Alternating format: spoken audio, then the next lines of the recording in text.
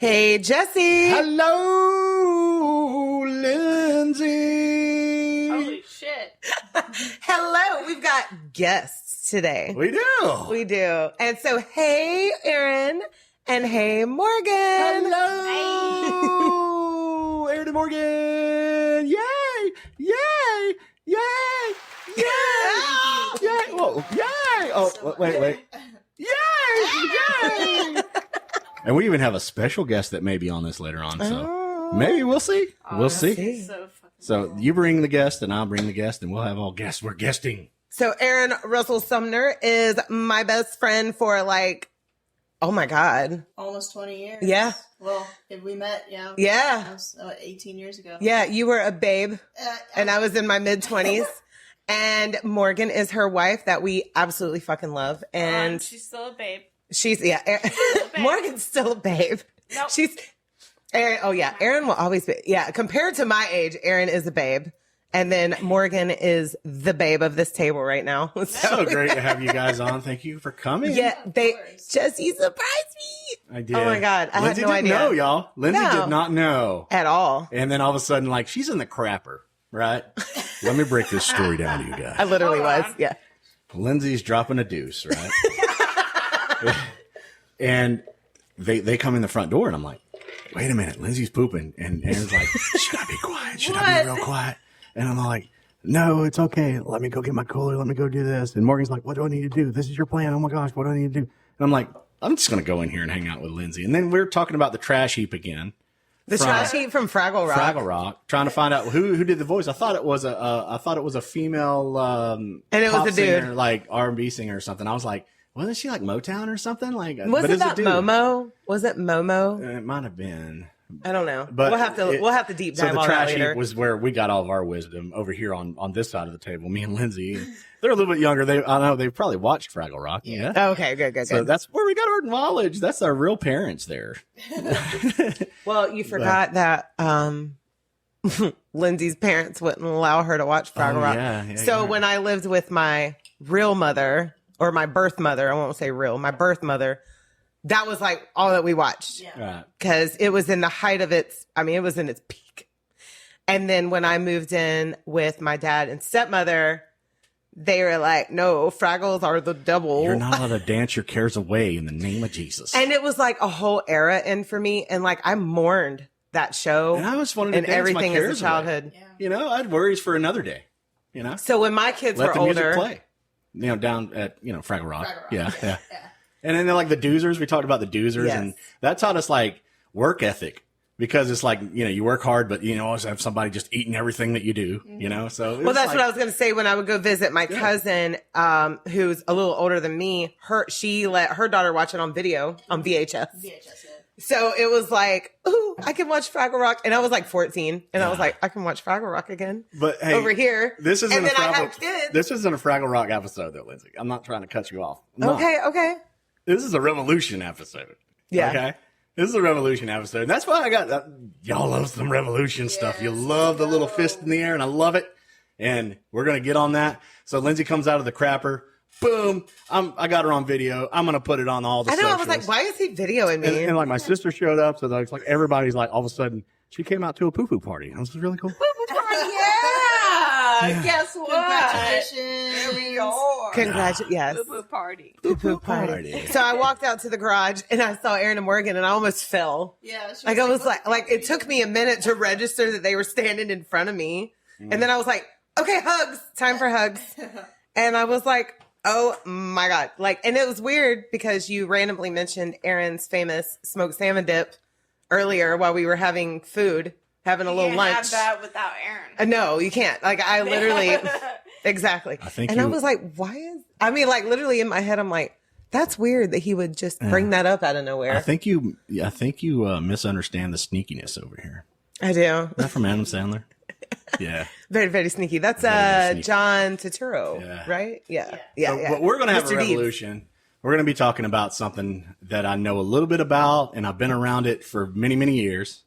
And later on in the podcast, we might add a very big celebrity, amazing person that I've been in contact with. So, well, go ahead and roll the intro. Okay.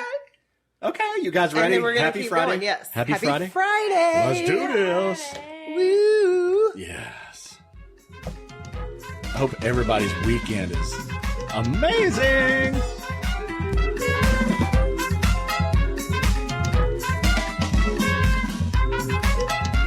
Look at everybody. They just dance. We're Just dancing. gotta dance. A dancing thing.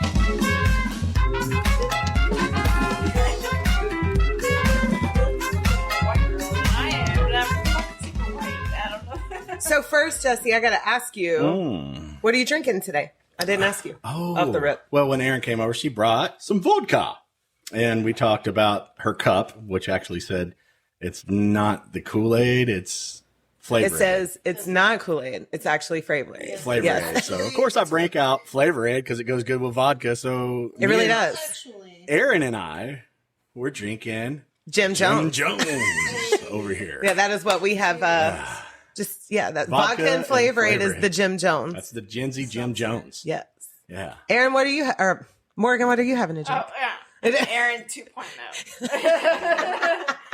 I think I'm having whatever the fuck that your son made, which is like a Crown and Dr. Pepper. Dr. Crown- Pepper. yeah. Crown and Oh my DP. God. Yes. I don't like it either. He gave me that shit too It's, before. I don't like it. I feel like it.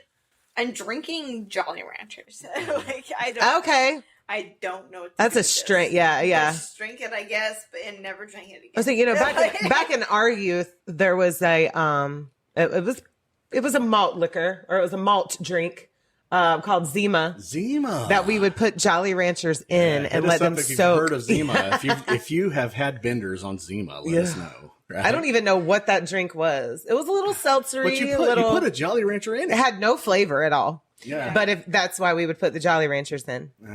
So It was like that's so it was like a nostalgic. Smirnoff, but with no flavor.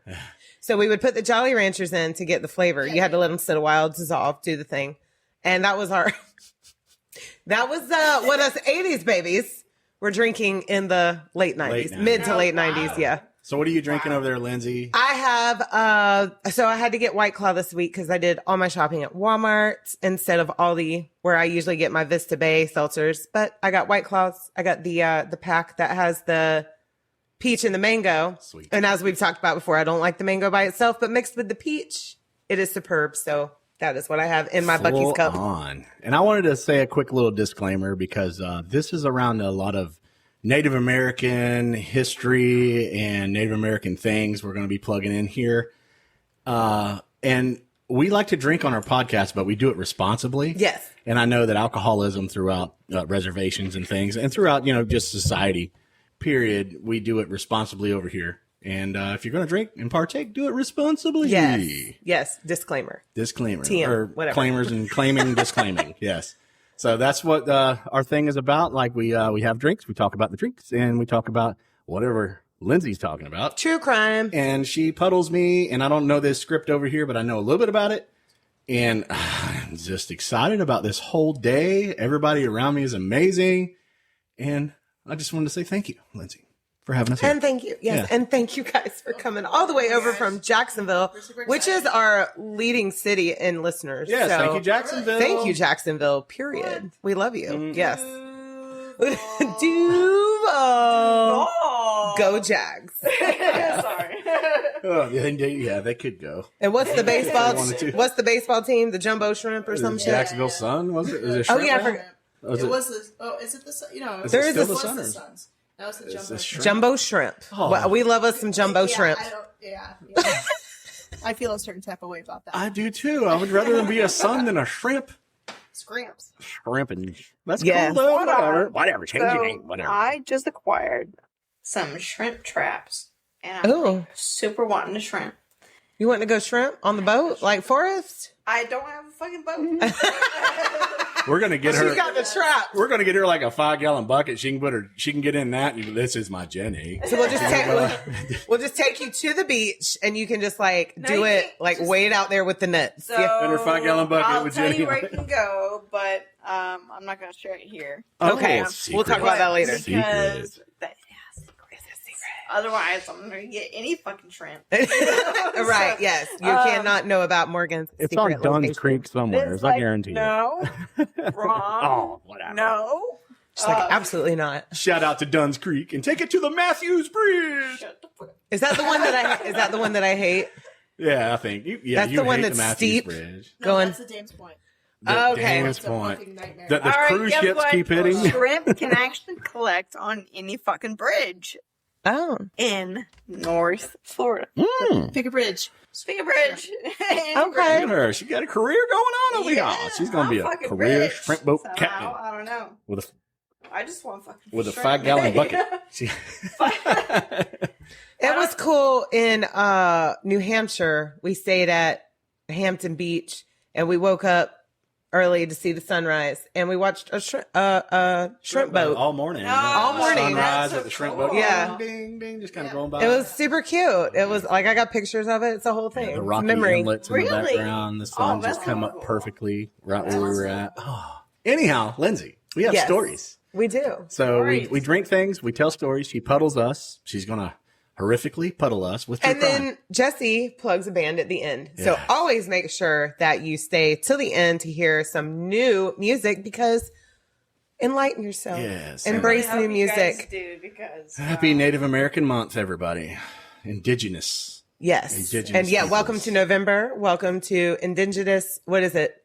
Tell me the whole name. Indigenous people. First Nations people. Okay. Yeah. Is that what we call it? We're going to call it all the correct things. And if we mess up later, it's okay. We already said it first, right? Well, and give a little brief, everything that you've been, your association with the Native community in your I'm lifetime. kind of wanting to do this a little bit later on. Okay. I'm just going to, Okay. I'm going to Well, claim then- just me being me. How's that? You know, I'm going to ask you, Ah. what made you feel old this week? Oh my goodness, Lindsay. So I'm sitting here in Jinkos right now. Original OG Jinkos, right? He sure is. So the style has came back a little bit, but the women are wearing it. And I'm like, why? Dude, revolution. I want to wear mine too. And they're lovely. I love them. They're stiff. They don't stretch. And I feel too old and too big to be wearing them. But you know what? I'm doing it and I look cool in it, I think. yeah, you do. Absolutely. That kind of made me feel old a little bit. I mean, And I wrote it's- something down over there, but I don't even remember that. So what you said is that your the hand scratches in my scratches hands, that 'cause- came out of nowhere. I'm looking and I've got like these dings and dents and scratch. I'm like my thin old skin. Yeah. But I thought the Well, Jinko see- things was way Old man cooler. hands. Either way, I'm old and I feel that way sometimes. Sometimes. On stage last night, I did not welcome back Shadow of the Earth.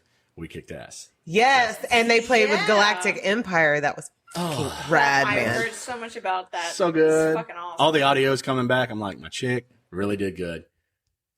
You got to check it out. I'm And digging it is raining outside if you guys happen to hear water because I did not know. I had to look outside. I'm like, oh, there's water. It's Yeah. raining.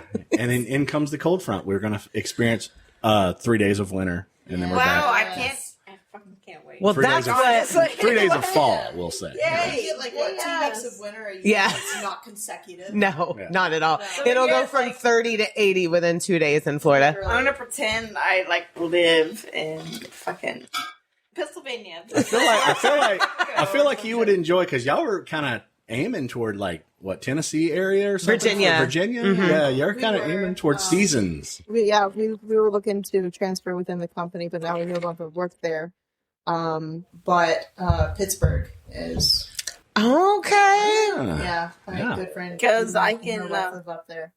Yeah, we could transfer With up their kids, there, and then, and And Lindsay's going to learn how to fly. That way I can Yes. come see you guys figure it out. all the All time. the reasons for you to move. so I you know. can And then come back. any excuse to see my friends and Pennsylvania, period, because Lindsay's gonna nut I up. Yeah. Honestly, loved I've never Pennsylvania. been to Pittsburgh yet. Oh. So No, I haven't. No, we didn't go to We're Philly. Pittsburgh, but we went to Philly and then we went to Gettysburg Yeah. and we drove through Hershey and a lot of the beautiful Scenery. Amish area. Oh my Yeah. God, it was Yeah. insane. Morgan's Yeah. main draw are the fresh potatoes because her Because Fresh I- potatoes. So I went there for a week for work, and I just fell in love with the French fries. Like I'm a fat ass. I don't know.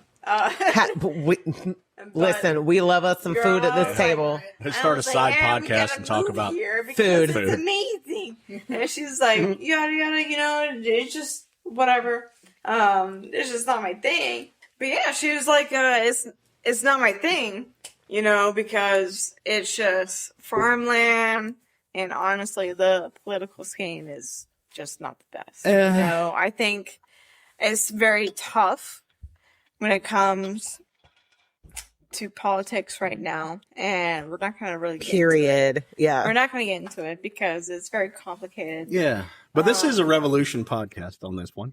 But we don't have to bring in politics to it. We're just going to bring true ass human stuff that needs to be recognized globally. And I'm about that. It's very important, but I think that's something that is a whole episode on its own. Yeah. Oh, yeah. Yeah. So Period. Yeah. we won't glorify in it or anything like that. But anyway, I was when I was there in Pennsylvania for a week, I was like, man, French fries are so fucking good. Just the French fries alone. I thought it was amazing. And so just about a year ago, Aaron was like, man, after taking my best friend to Pittsburgh and just witnessing what it is to be in Pennsylvania. That's right. You did go there, yeah. Wow, this is fucking amazing. Yeah. It's so beautiful. And it is. Mm-hmm. Yeah. And what sucks is, politics does get into the mix of everything, unfortunately. But, it's just great to admire what Pittsburgh is. Mm-hmm. And, yeah, you can look out your window and there's a mountain. Yeah. But the equality that hills. Pittsburgh has, it's just, I don't know. I just think just by, her and her best friend just talking about what Pittsburgh is over the course of the last year is it's just amazing to me. And that's that's where really Eden want. is now, right? Okay. Yeah. Sweet. You should do it. I know. Yeah. I'm over here looking at you right now. So give us excuses to go back to Pennsylvania. Right. Yep. Right. Yes. Housing affordability. Okay. Yeah. That's a good reason right there. For $500,000 here are like 150, 200 up there. Oh, we're going too. Shit. We're going. I shit you not. Yeah, let's go. A lot of people are moving around though, just everywhere trying to, have a little come up where they can get set in and actually, focus towards some kind of retirement. Yeah. But all that aside, Lindsay has this amazing ass story. I'm all about the. Well, I haven't said what's made me feel old yet. Oh, you didn't, did you? I bought Oh, Aaron didn't either. No, I was. We gotta go. So I bought plant covers because we have a freeze coming. That made you feel old. Oh, Lindsay. Take care of the babies. I gotta protect my baby, so I literally got my plant cover in from Amazon yesterday, so I can cover up my plants and they don't die. In the plant in 30-degree weather. I've been over here like laughing and crying and dying. That's Jesse's emotional support Lindsay's plant. thumb is not so green. It's not. It's green enough to keep the old emotional support plant going. So I love that. Right? We'll wrap that. And I've got my little succulents and cactuses going over there. She's doing it. I have revived the snake plant that the grandbaby broke. Yes. We did it with a straw. Yeah. That's nice. So the other group plant, it died. But Aaron we're not going to talk about that. Makes her feel old, even though she's a lot younger than us. But that's so Jesse cool. jokingly said 6, 7 about an hour ago, and I had a visceral reaction. 6, 7. She looked at me like she wanted to cut my whole life into pieces. I was like, "This is my last resort." Yeah. I was like suffocation, and she was like, "No breathing." No breathing. And she didn't give a fuck. If you cut your arm bleeding, yes. So that made you feel all. I actually brought it to your attention. I was like, "Are you a boomer now?" Or what? She's like, "Wait a minute." And then she was going to punch him like a true millennial in the face. Yes. So is that the new one? Are you allowed to say like I'm a millennial now? We're millennials at this table. We skipping Gen X all the way, just going straight to the millennial. Yeah, millennial. Well, we're on. You and I are on the cusp. Aaron is an absolute millennial. Yeah. We're on the cusp between Gen X and millennial. Yeah. And Morgan's. We're calling it for us. she's kind of in between-ish too. So there's the middle child. And she's a generation. younger millennial. Yes. Younger millennial. Yeah, Oh, we're wow, thank you elder. so much. Aaron's middle, and then Morgan is yes. So Some yeah, millennial stuff. period millennials at this table right now. Millennial Yeah. revolution. I keep saying that because I think Lindsay's really going to have us up in arms here in a little bit. All right. Yeah. Yeah.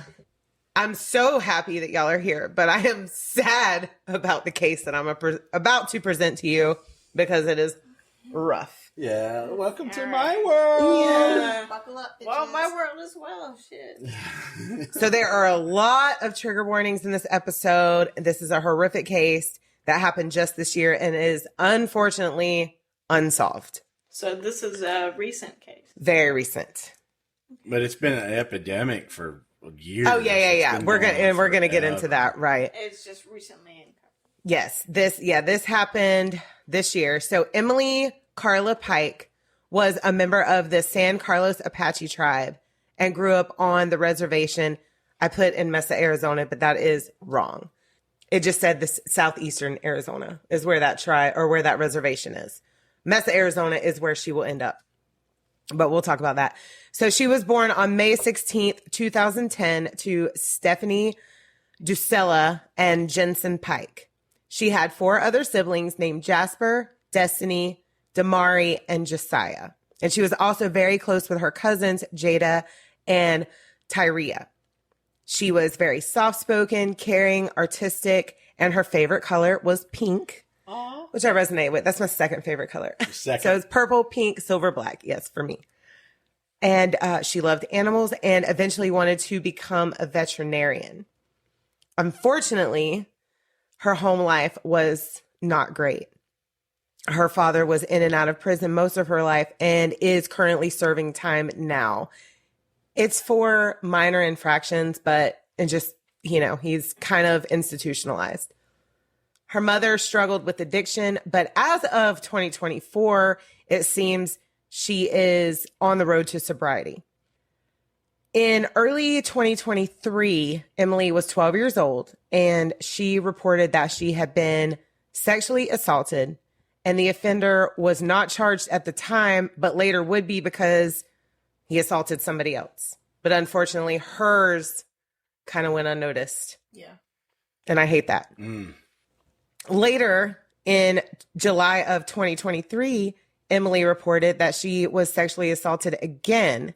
She was found after the call was made without a shirt on and had been assaulted by a relative, and she was only 12. Don't do me like this, Lindsay. I'm sorry. I told you 3 days ago that this was horrific. Okay. Now, this man was arrested, but he was released a few days later, and the case was closed due to lack of evidence. No, come on, bring it. Can't bring it. You got your fist. I got my Bring it, fist. I'm yes. over here. Revolution. Oh.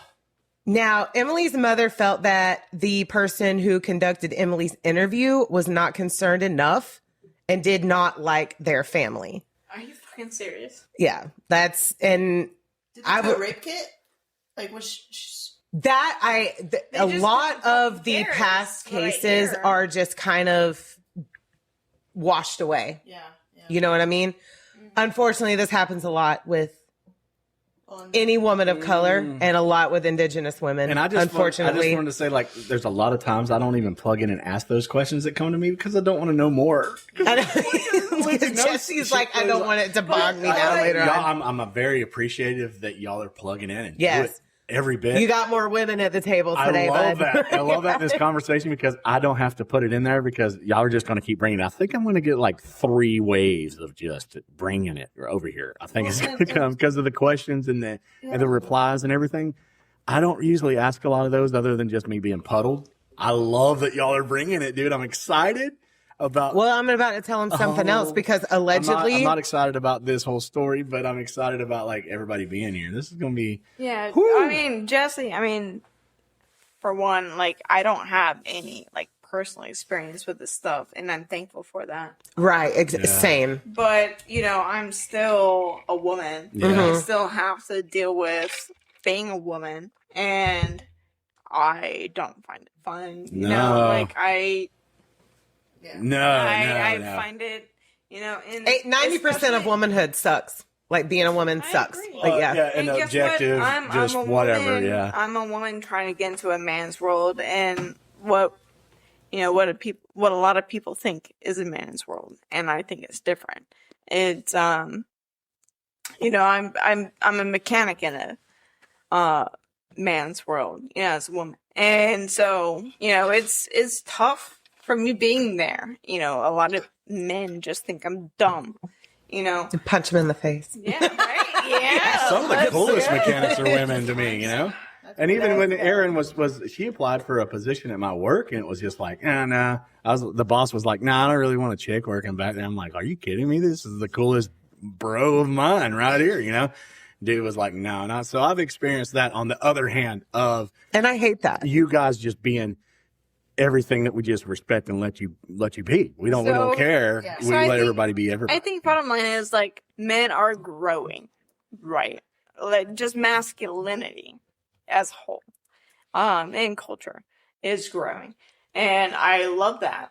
You know, It's a lot of generational bullshit that men have to beat off. Yeah. And I'm so happy that I have one that is open-minded. I mean, and things like that, because in this day and age, even in 2025, it's still rare. Yeah. Yeah. but you know, I'm gonna tell you what. You know, Jesse, I love you very much, but like you still will never understand. No, And he I'm won't. not trying to attack you in any way. I'm Oh, not yeah. going to try and attack masculinity in any type of way. But it's like you will never understand. And it's fine. Right.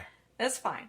But I will give him the credit that he does listen. No, and that is absolutely. that is hats off to that. But you are 100% correct. He'll never understand, and be grateful that you won't ever have to Oh understand. no, but there's, always there's no even conversation about it because I respect it no matter what. No, absolutely. It's all that matters. No. Yeah. All that matters.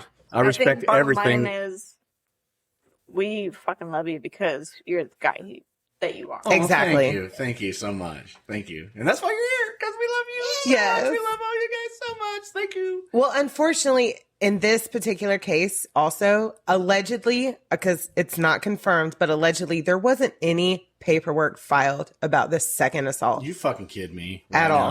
now. I'm going to say allegedly. Oh, fuck.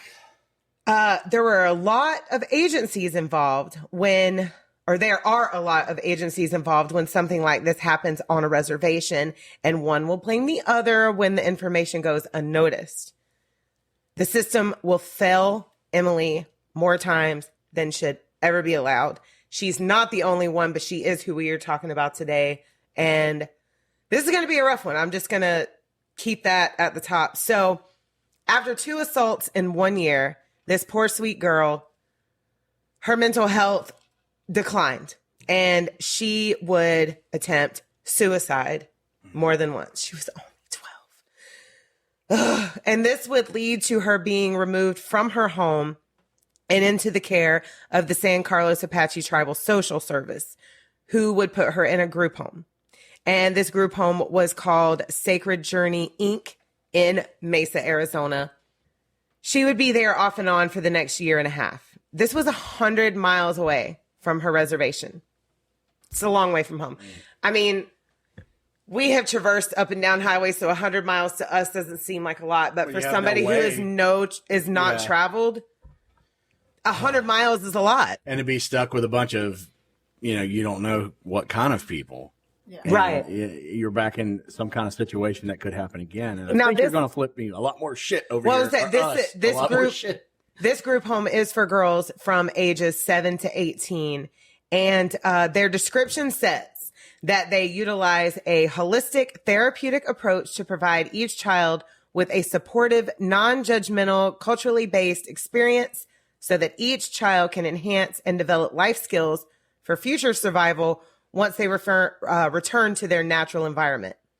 Now, she was able to have some contact with her family, but it was limited. Like, they're not allowed cell phones and things like that, which, in my opinion, I kind of disagree with. Oh, I mean, even Happy Gilmore thought he was dropping his mom off at a cool spot, Right. Or his grandma. Grandma. Yeah. But I think that if they're at least in their preteens or early teens, even at a group home, they could have a cell phone to provide limited access to family members that She needs that contact. 'Cause when you're Everybody away- needs that contact and support. If Exactly. there's people there to support you, you want them to be available to help build you back up out of whatever you're in at the moment. So and it's a good way quick to have a phone and contact, you know? and quick, just very quick side story. I've talked about it before on here. My older two kids were very troubled, and my oldest went to. It wasn't a group home, but it was like a ranch where boys can go and learn life skills that did not.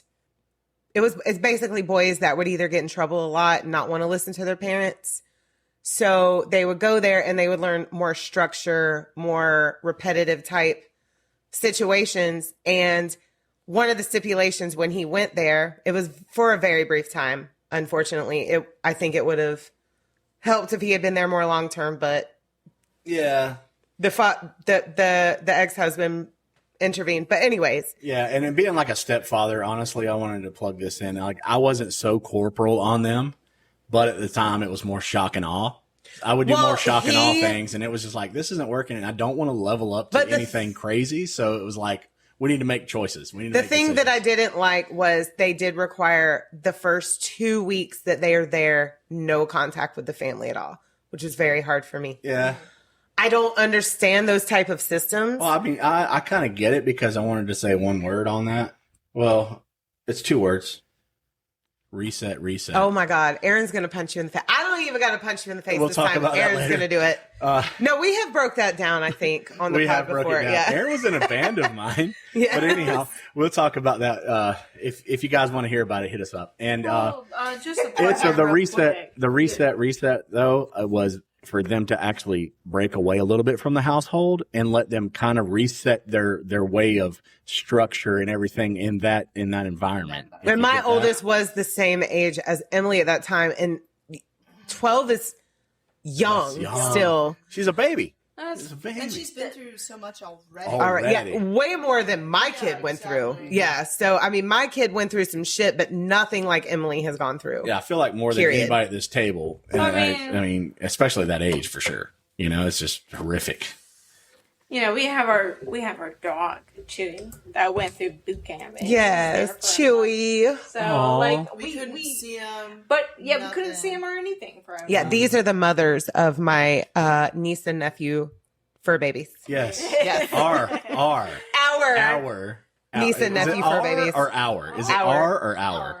Can I Our. say R though? It'd be okay. Or, I like to do the word play sometimes with the potatoes and potatoes. over Potato, here. potato, He looks tomato, like a little tomato. potato anyway. I think down Yeah. here, He's so because sweet. we're in the south part of Florida. We haven't moved past Orlando, so it's R. Yeah.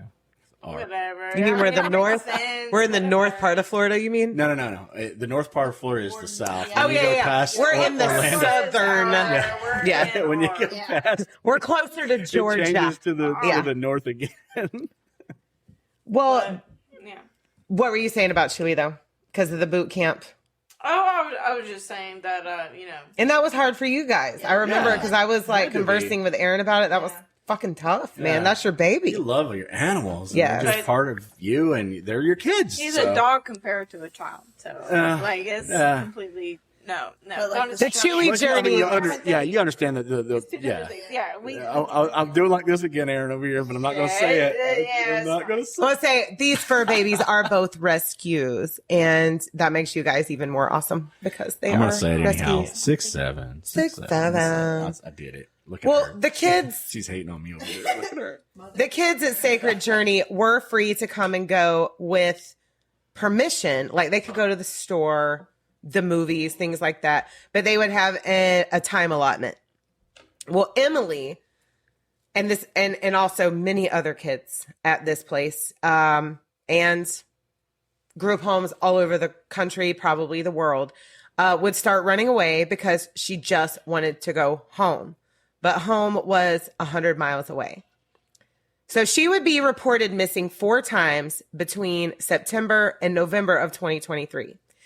The agency explains that anytime a child leaves the home without permission, they are required by law to report them missing right away. So even if they return in the same day on their own volition, or they are caught by local police, they still have to be reported missing. It's the law. So when that stacks up, I'm just like prefacing here, when that stacks up, it looks like a lot of children have been missing from this area, but it's just the reports. Yeah.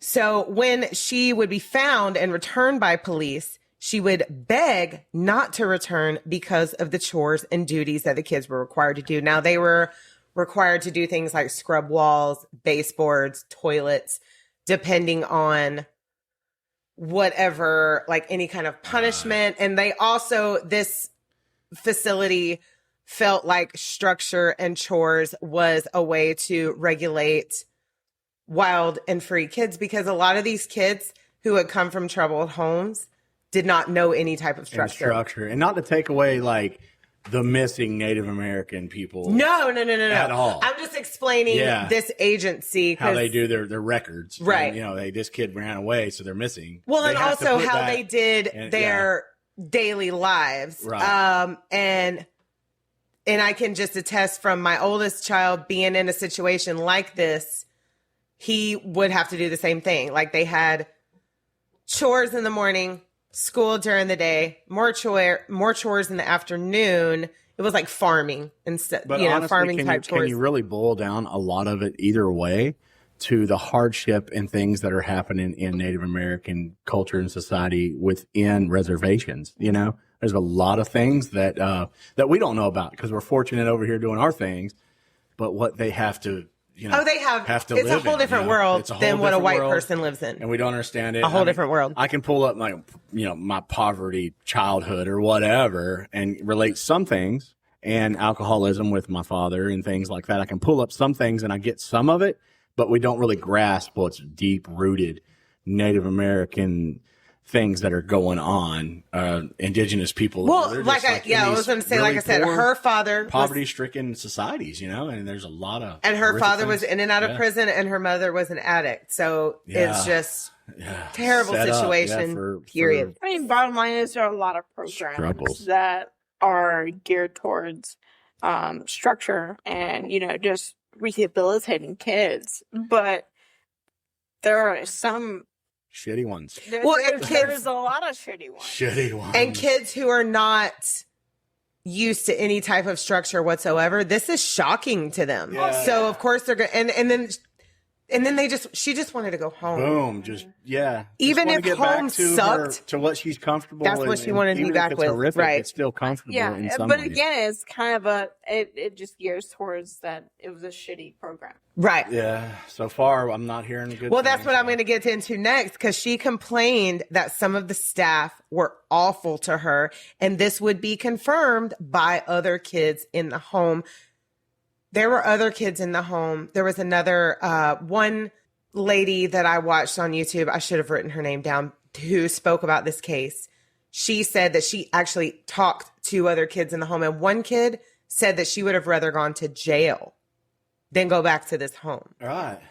We're calling it the Happy Gilmore scenario. But at the same time, that kid had never been to jail. She just felt like anything would have been better than this home. Right. Yes. Yeah. You just want to get away. I mean, here we go, right? You're going to put us in a shittier situation in the middle of because anything that they're not used to is going to be shittier than what they're used to. I mean, bottom line, it's going to be shitty no matter what. Yeah. But when it comes to bottom line of what it means for them in the future, it's a lot. This is so much for kids to intake, and it just that's why we have fucking dogs, right? And I love that for you guys. As a mother of 4, keep the dogs. Yes, we love them kids. We love them kids. Yes, but it is. It's not for the faint of heart, for sure. But on November 8th, 2023, a call was made to the police that Emily had attempted suicide again. This was while she was in the home. She had tried to hang herself in a closet with a shoestring and cut her wrists. Now, Emily's aunt and uncle on her father's side, they were going to try to adopt her in this time setting. And they were approved to take her on a family trip for Thanksgiving. After spending time with Emily on the trip, it became clear to them that Emily may be more than they could take on.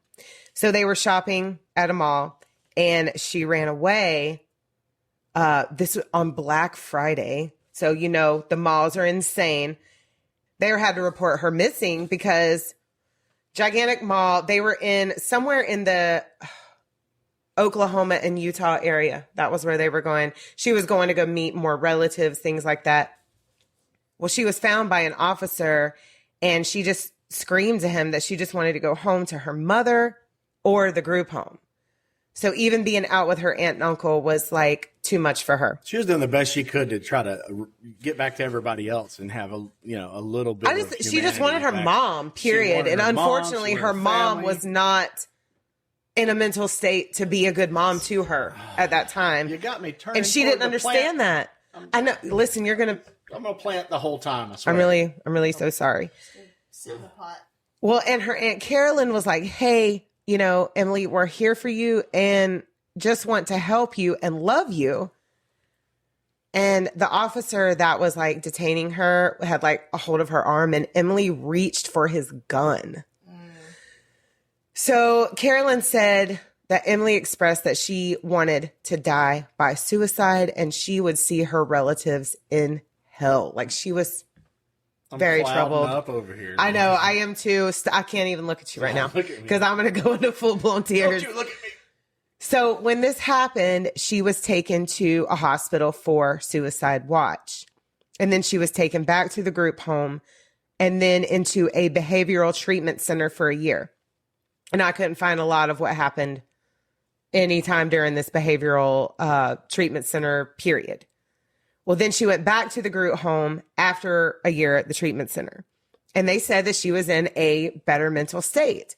She seemed to be back to herself, more focused, and now she wanted to pursue art school. Okay, here's where it gets rough. No, because I was hoping you were done. You're not even done? You got a whole lot more to go? Lindsay, look at me. I told you that I'm not going to look at you because I'm going to cry and I got to get through this. I was really, oh my God.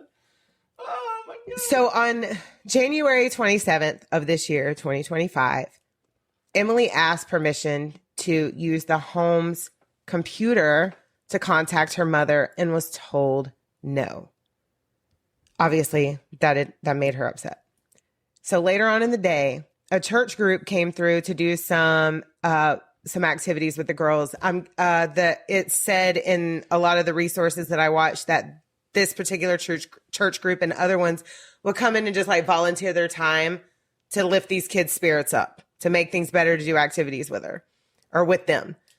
Well, later on in the day,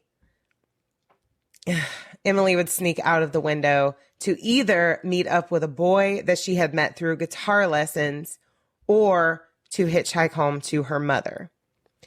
She was wearing a pink and gray shirt and set out on foot. Around 7:35 p.m., the staff noticed that she was missing and reported her as a runaway, like right away, to the Mesa Police Department. And they did not see this as an emergency because of her history of running away in the past. Regardless, she's 12.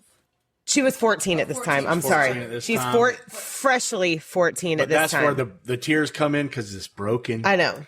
But also, why would this child run away so many times? And she's not the only one.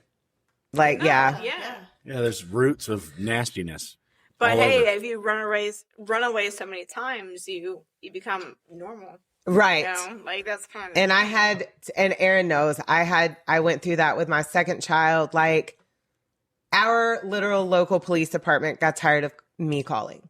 But I told them, I said, I'm sorry that you're tired of me calling, but I have to. He is a child. He was actually this age. He was 14 years old. He's still a minor. I'm not going to get in trouble for not reporting him, and I need to make sure he's safe. And it was once a month, then it became a once a week. It literally. Yeah, it was a lot. It was a lot for us to take in, and we did the best we could with it. Well, when Emily was not found, she was officially listed as a missing/runaway juvenile. She did not meet the requirements for an Amber Alert. What? Not even cool enough to fucking be part of the everything that everybody else gets? She doesn't get the golden ticket of like humanity. No. Just regular ass fucking what? Lindsay, quit. Hold on. Yeah, I want to say, yeah, we'll talk about that more towards the end. Pissed off. Revolution. Well, her CPS case manager wasn't told for a few days. And then her mother wasn't told until February 1st. She went missing on January 27th. Her mother was not told till February 1st.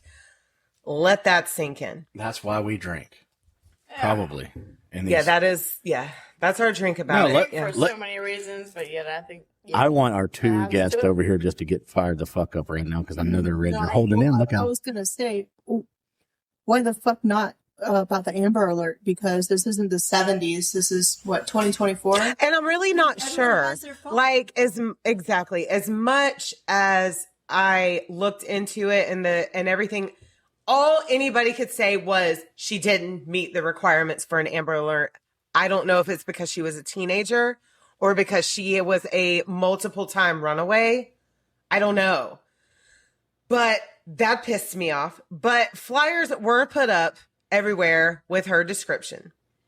And which listeners, I'm going to really quick just give a picture to Jesse, Aaron, and Morgan so they can know. Oh, sorry. My microphone was not in the right spot. You're going to share pictures of us? What the shit? I just want you to have her face and yeah, it makes you puddle up even more. Thanks, Lindsay. I'm sorry, but I want y'all to have a beautiful child that's completely broken. Child that gets no attention. I hate it. So this was Emily. This was Emily Pike. Oh, well. I'm showing them, and this will be in our stories on Instagram. Sharing about something on Instagram. Follow us. So, on February 14th, some folks were walking on a trail on Highway 60 near Globe, Arizona, and found some contractor-grade garbage bags. And upon looking into them, they called the authorities. In these contractor-grade garbage bags would be the remains of this is a quote, unidentified Native woman. Now, another girl in the area was missing, and when the remains were determined that they did not belong to her, there was a memo that had went out, that had been released, that was only meant for other law enforcement officials and the father of this other missing child. And he shared that private memo. And I just want it to be known that is the only reason why we know about this case. Because that father shared this memo, this private memo. And the remains would be confirmed as Emily's. And they were dismembered. I have my tissues near. Okay. You do. I see it. So her head and her torso were in one bag. And her legs were in another. Her arms and hands have still not been found to this day. Her family was informed on February 28th, and her death was ruled as a homicide, but the cause was not discovered for some time. It has been ruled now as blunt force trauma because they did notice that the head had trauma. So this case was going to be investigated by the Gila County Sheriff's Department, the FBI, the Bureau of Indian Affairs, and the San Carlos Apache Tribal Police. Her remains were found 25 miles from her home. So that is most likely where she was headed when she left. Don't forget, she was 100 miles from home in Mesa, Arizona. Her remains were found 25 miles from her home. Now, there were immediate demonstrations, marches, vigils. Everything that could be had was held in her honor to bring attention to a case that may have otherwise been looked over completely. The group home was immediately scrutinized because, for one, Now, this is just speculation, but why didn't they go out and look for her when they immediately noticed her missing? Now, they do say that they are a hands-off organization. Like, they don't put their hands on the kids. They don't physically restrain them. But why couldn't one or two staff go out and look? I don't know how everything works. I really don't. The only thing that I can compare it to at all is our second son, who is the most troubled member of our family, who has been in trouble a lot. When he was in a behavioral rehabilitation home, when he ran away one time, and as soon as they called the police, they called us. It was within 30 minutes of him running away. The communication is so easy. So easy. And this, like I said, this happened this year. My son was in a place like that 8 years ago. When something like that happens, you want as many people on top of it as possible. Exactly. No matter how many times they do it. Yeah. It doesn't No matter. excuse for lack of communication. Like, That's crazy. Well, that's what I'm saying. Like, my kid, when he was ran away, they called the police first. They called us second.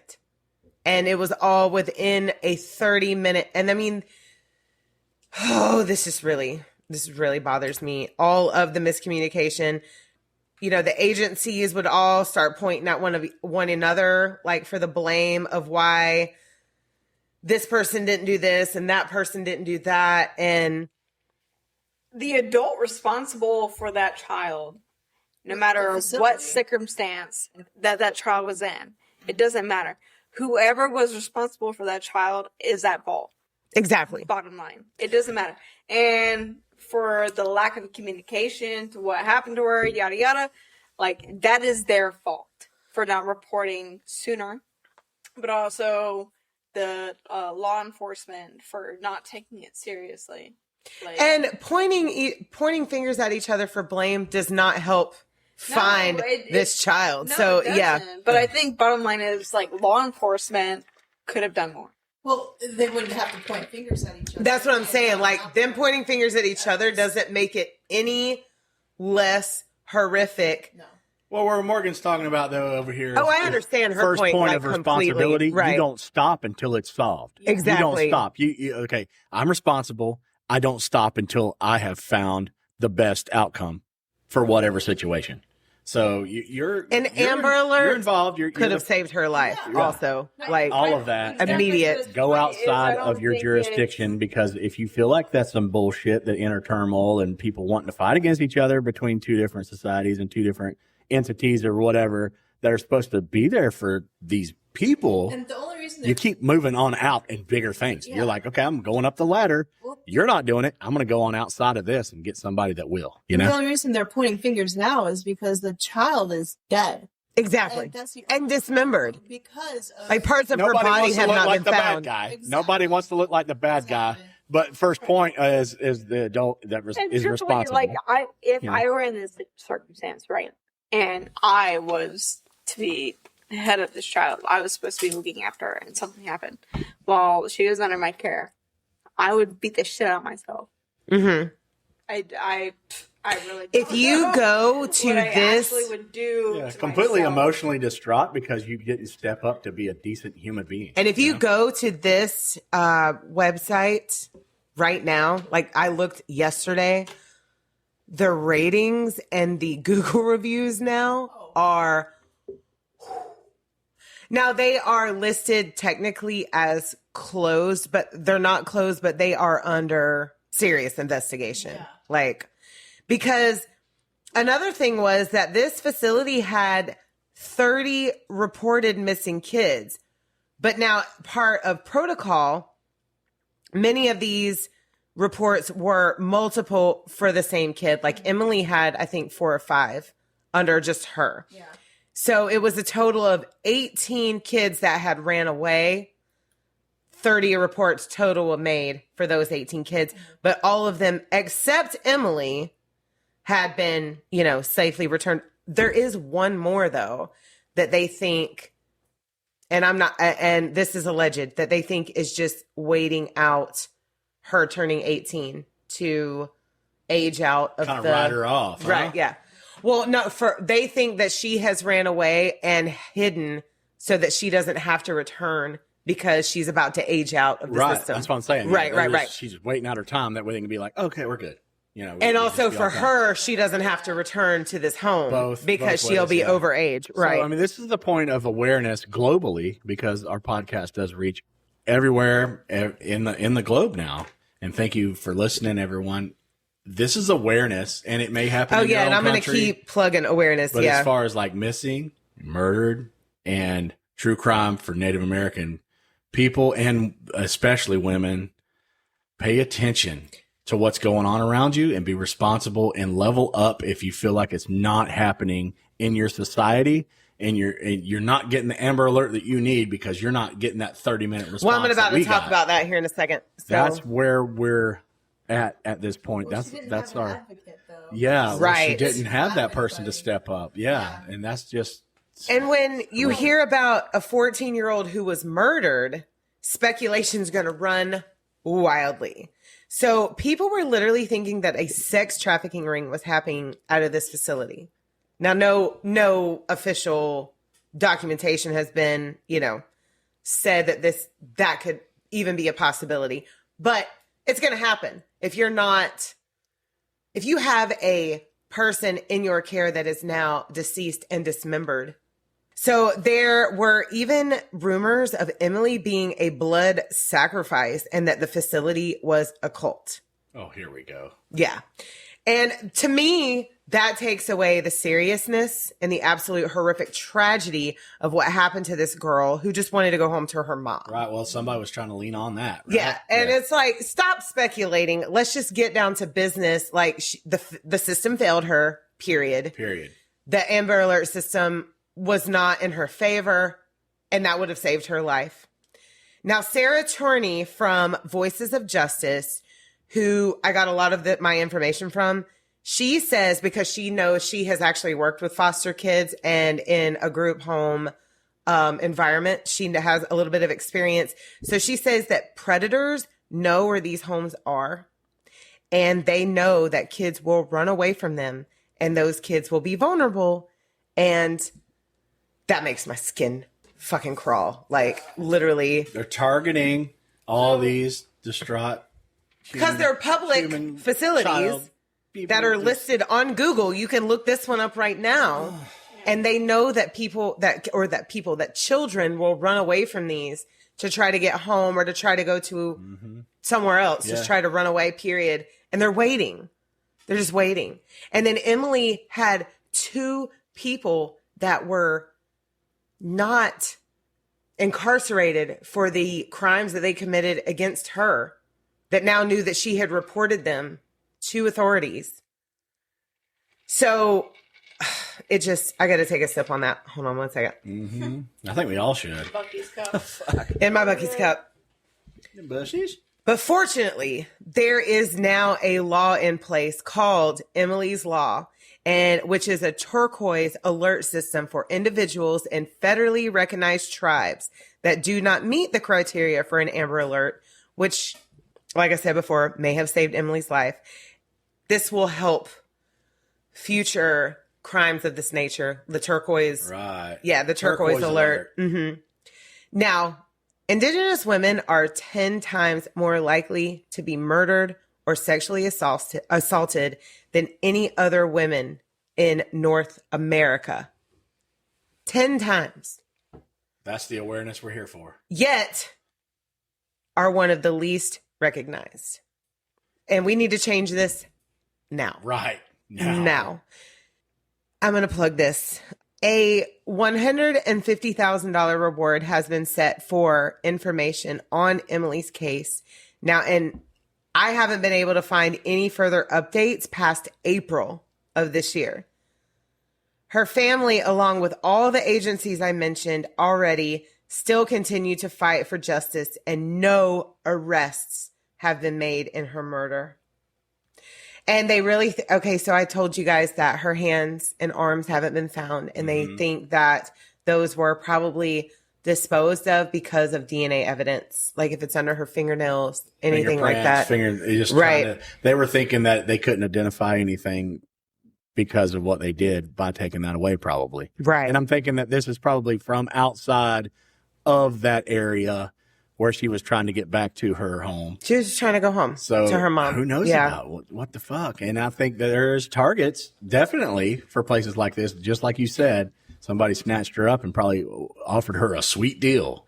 Well, and I encourage our listeners, just look up anything related to Emily Pike on YouTube as far as interviews with her family and friends and even video footage of her. That way it can make it more personal for you. Right. Awareness across the board. For awareness. Everyone tell your children right now, no matter what situation and what point of life you're in right now, never trust anybody that's going to offer you some sweet deal because you're depressed, suicidal, you're going through some kid trauma stuff that if you had trauma in your life and you can't figure it out, never trust anybody in an unsafe situation without other people that are there also to be there for you. Get around people that are positive, pay attention to people, teach your children that.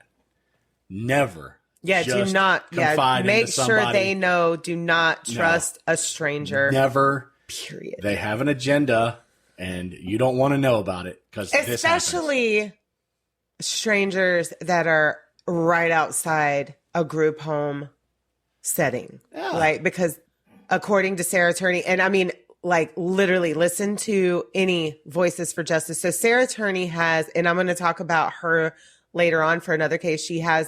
She's attached to another completely different case of this, which has made her a Voices for Justice advocate. She has her own podcast and she speaks on things like this to try to help bring awareness to any missing person situation because she is attached to a missing person and case. let this roll down all the way to schools and education and everything because maybe the parents aren't good enough to portray that on their children. Right. Don't plug our podcast by any means to them, but let the awareness get to them, everyone. Even if it's your aunt, your uncle, somebody, come to those children, pull them to the side when you're having your picnic or your gatherings or your dinners or wherever you're at. If you're around little children, be like, hey, I know I'm part of your life. You trust me. I want to tell you this story of some sort where they can have that understanding. Yeah, keep it PG as you can, but just make kids aware. It's the kid. It's the van and the candy scenario, right? Right. But make it more elaborate where there's situations all throughout life, all throughout your whatever being you are, whatever you're going through emotionally. Make them understand no matter where you are, never get into that space. Emily and every other missing and murdered Indigenous woman and persons matter, and more reform needs to be had on this subject. Mm-hmm. And everybody at this table right now can agree to that. So if you listeners have any information about this case, here are numbers that you can call. So the Gila County Sheriff's Department is 928-200-2352. The Bureau of Indian Affairs is 505-917-7830. And the San Carlos Apache Tribal Police is 928-475-1755. Let's get justice for Emily and we're going to talk about more in the future, but all missing, murdered and Indigenous women and persons, any missing child, period. It that doesn't didn't stop at one person. No. You can call them for anybody, any exactly. information. Yeah, absolutely. I mean, there's so many kids out there that have been just mistreated, and there's so much justice that could happen for them, and I think it doesn't just stop at it's a stranger that harm them, No, because in most cases, it's actually somebody in the family. So exactly. And I think, not even for just Native Americans, just humanity as a whole. Like, if you think someone is hurting you that report them to even your own parents, maybe, or even as hard as it may be, report it. Or more, I don't know where it would make sense for them in that moment in time. But And that's another, like, mostly adults are listening to this, but teach your kids that no matter what, if something happened to you or somebody that you know, talk about it, report it immediately. Even if it may be discouraging at first, keep talking about it, keep reporting it, just keep telling the story until something is done. And things like this are lower in statistics or eliminated completely. That would be great. I know that that's, of course, that's in a the perfect goal. world. Yeah. Right.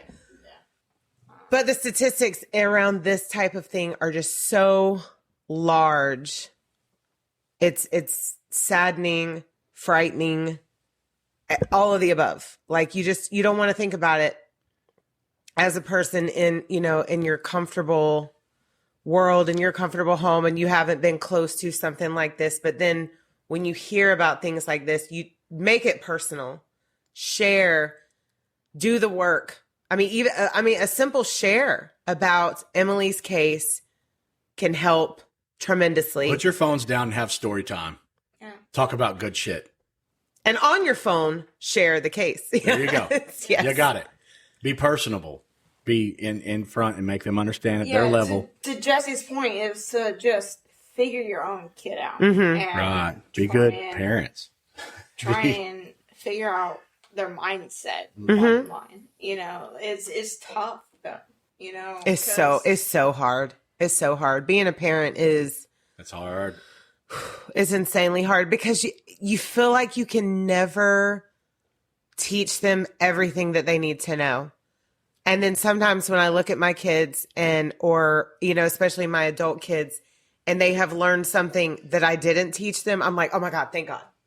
Thank God I forgot to teach them that. They're finding their but thank way. God that they knew. Yeah. That they know Do the that best they you have can, learned though. this. Right. Always do the best you can. Hope for the best and maintain that path. If you're going to walk that path and accept that responsibility, whether it's kids or animals, you do the best you can. You know? Exactly. Don't even equate our parentship. Well, animals. No, I'm just you saying, guys, in life- you guys are great for Yeah. baby parents. Yeah, Y'all For are baby different parents. though, But yeah, honestly, it all really does boil down to being the people that you need to be for teaching whatever you're trying to raise it in the right way. Walk that path in the right way. Don't let them go any other way. And if they do it in the long run, they can do that as grown adults, but you're giving them the best you can and hoping for the best. So. And it saddens me in the year of 2025 that we still have so many people falling under the radar. This is horrific. Fell short. What happened to this little girl? Story. Really fell short. And it's brutal. And like you said, it only Aaron and I talked off mic a little bit. It only happened, traction only happened on this case because there was another missing child involved. And the father of that child shared this leaked memo. It's so sick It is. that people some people want to do this crap, to any person. Right. And that's where everybody needs to understand that you do not know who is watching or waiting around the corner. Mm-hmm. You just don't know. Be on high alert constantly. Share things like this constantly for more awareness that this stuff does happen all the time. Yeah, predators hide in the bushes and they know how to pounce. That's what they're prepared for. And it literally made everything in my body from head to toe chilled when Sarah Turney in her podcast said that predators know where these facilities are and they are waiting for a runaway to happen. This is just one of thousands. Thousands. Everyone. I really want y'all to understand that this is a big thing that is just eating up the Native American culture, the indigenous women. It's horrific. And Lindsay, I think you've really puddled All three of us over here. I know. I had my tissues ready and I made it without crying because I did cry throughout this whole week. And I even told Jesse, because we weren't sure if this was the week that we were going to talk about this case. And I'm like, look, it's done. And I have cried about it and we're going to talk about it no matter what. Yeah. So here we are. Yes. And I apologize to my bestie and her wife for this not being a more lighthearted subject. A lighthearted true crime show. Well, I know, right? You can't get really that much lighthearted, like, period. Gracious. Yeah. So you had your guest, and now I was wanting to put on a guest too. Yes. And I'm hoping to have this amazing guest on, Al Santos. Al is so cool. Alexander is a Grammy Award winner, and I want to talk to him about that. I want to plug this in here. Ladies and gentlemen, I have a very special guest for you, Mr. Al Santos. Say hey, Al. Hey, what's going on? How you been, man? Man, I've been great, man. Extremely blessed. Just traveling, as you probably already know. I've been, I think we're going on to week 32 consecutive. Wow. But it's like this every year, you know. Well, I shouldn't say that. It's always been busy, but now it's been a lot more so because, of course, the projects that I've done and the Marvel Disney Echo TV series, plus the Apple Films movie Fancy Dance, you know. And pretty soon, hopefully, fingers crossed, we were asked to be in season 4 of Tulsa King with Sylvester Stallone. So, oh, wow. Yeah, I've been watching that one. Yeah, there's a lot going on. You know? Wow. So now we're full-fledged members of the Screen Actors Guild. And, of course, you know, we put out our 11th album. I still call them album, but recording. So just extremely busy. Of course, my wrestling projects. I got inducted into 3 Pro Wrestling Hall of Fames. I just did a show with the legendary Hacksaw Jim Duggan. Really? Jerry the King Lawler. Yeah, dude, a lot of good stuff, man. That is a lot of good stuff. awesome. Yeah, I met you years ago. I want to go back real quick because we talk about the powwow bug, you know, like how you really you fall completely in love with just being around Native American, Indigenous people in ceremonies and public gatherings and just all that stuff. I kind of wanted to go over that with you and see if you can remember. I know it's been so many things. I know, you've had me come and sing with you a few times. Yeah. And that's always amazing. Just the sheer talent that you have around you. It's amazing just to sit at that drum and sing those songs, you know, just so much power and energy. And, I wanted to say thank you for having me with all that. Oh, well, thank you for helping us because, you know, we're very blessed to know a lot of singers nationwide and even in Canada, you know, so I've never, ever had a lack of singers. You know, when you treat your singers right, you know, and you know, some of my singers, I'll give away drums, you know, feathers, whatever they need. That's what it's all about. And that's why everywhere we go, the proof is in the fact that everywhere we go, we never have a lack of singer, ever. Yeah, that's when you know you're doing it right, you know? That's when you know you're doing it right. You know, of course, you know, I didn't always have the answers. In the beginning, it was kind of, you know, when I started years ago, but I figured it out pretty quickly, you know, and if you treat it like a business, that's the thing. A lot of these drum groups fail because they oh, well, you know, we just do this for fun. Well, that's good too. But you have to have some semblance of business savvy to be able to be successful, because if you don't pay your taxes and you get audited, that's why a lot of people wind up in financial trouble. So I've always had a good balance between having fun, but also not, you know, doing it the right way so that I don't get audited, because you make a lot of money when you're on the road, you know? Right. Yeah, I bet.